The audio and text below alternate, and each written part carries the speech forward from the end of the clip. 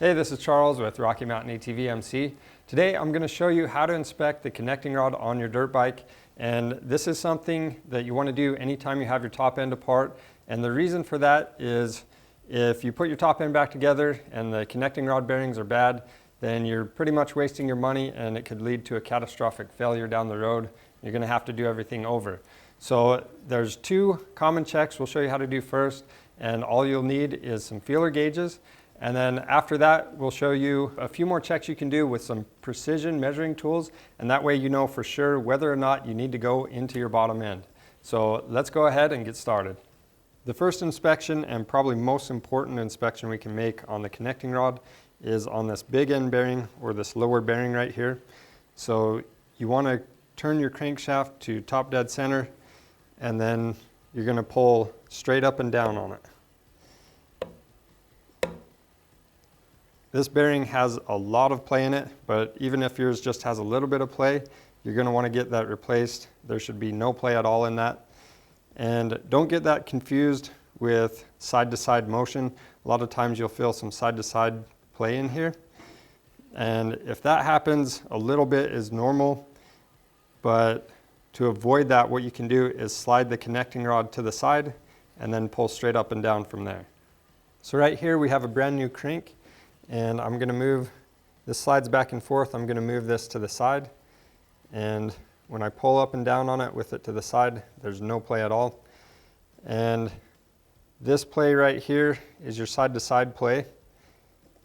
And like I said, it is normal on this brand new crank, which leads us to our next measurement. We can do the side clearance. And to do that, we're going to use a feeler gauge, and this measurement depends on your service manual. You're going to have to look it up in there and compare it to specs. But all you do is take your feeler gauge, move the rod to the side again, and you'll stick the gauge. On ours we have these thrust washers on the side.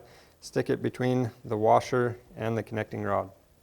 If you find that this measurement is out of spec, you're going to want to get the crankshaft replaced.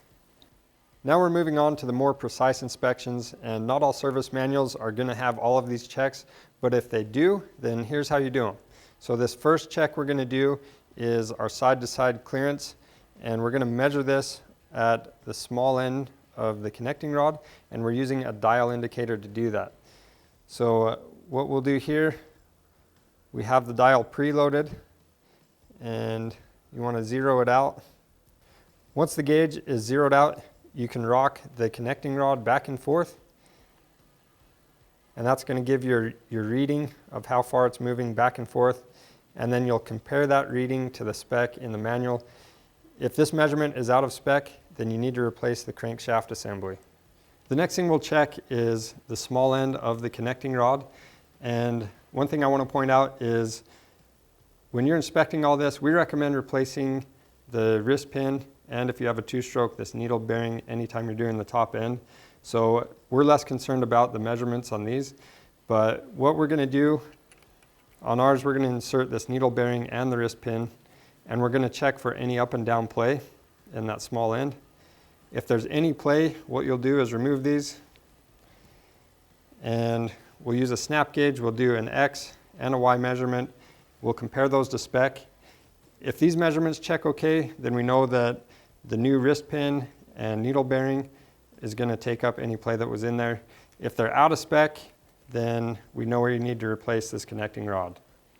And if everything up to this point on your connecting rod checks out okay, what you'll do is rotate your crankshaft 1 or 2 revolutions, make sure everything rotates freely, and if you're working on a 4-stroke, make sure you have your cam chain up and out of the way while you do this. Now, if everything didn't check out okay, and you do need to replace your crankshaft assembly, it can be a pretty intimidating task, but we do have how-to videos to help get you through that. Now, if you need any parts, we have a lot of different options available on our website.